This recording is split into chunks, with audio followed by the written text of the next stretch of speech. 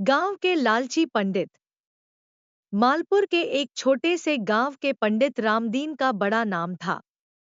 वह पूजा पाठ, यज्ञ और कर्म कांड में माहिर था। गांव के लोग उसे आदर से देखते थे और हर शुभ कार्य में उसे बुलाते थे।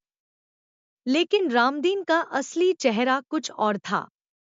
वह दिखने में तो धार्मिक और सज्जन लगता था, लेकिन अंदर से अत्यंत लालची और स्वार्थी था। गांव वालों को यह भी नहीं पता था कि रामदीन उनके भोलेपन का फायदा कैसे उठाता है। वह किसी के घर में पूजा करता है तो स्वादिष्ट व्यंजनों की मांग करता है। किसी की शादी हो या मुंडन संस्कार, तो वह अलग अलग सामान और दान दक्षिणा की लंबी सूची थमा देता है।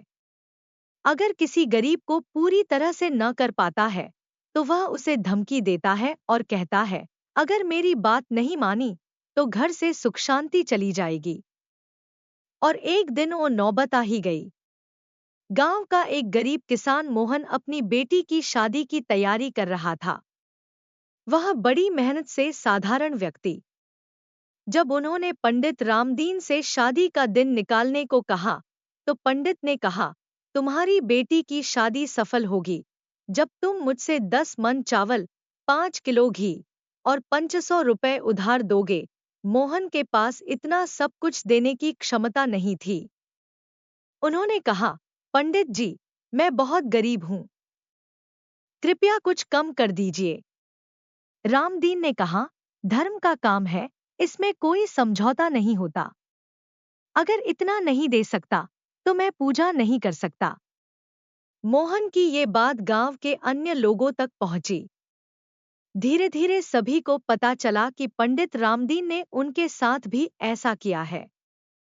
किसी को श्राप दिया था तो किसी से किसी की मांग की गई थी।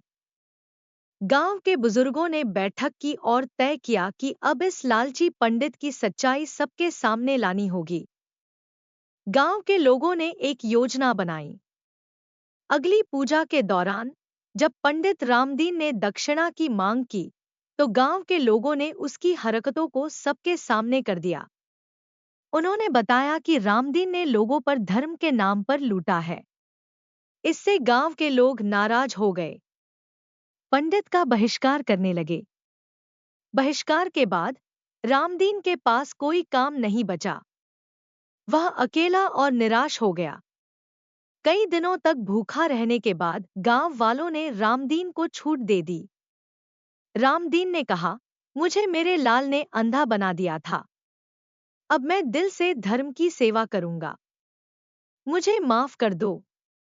गांव के लोगों ने उसे एक और मौका दिया, लेकिन इस बार यह सुनिश्चित किया गया कि वह अपनी लालची बुरी आदतें छोड़ दे। रामदीन ने अपने व्यवहार में बदलाव और ईमानदारी लाया, फिर से अच्छा जीवन व्यतीत करने लगा। शिक्षा।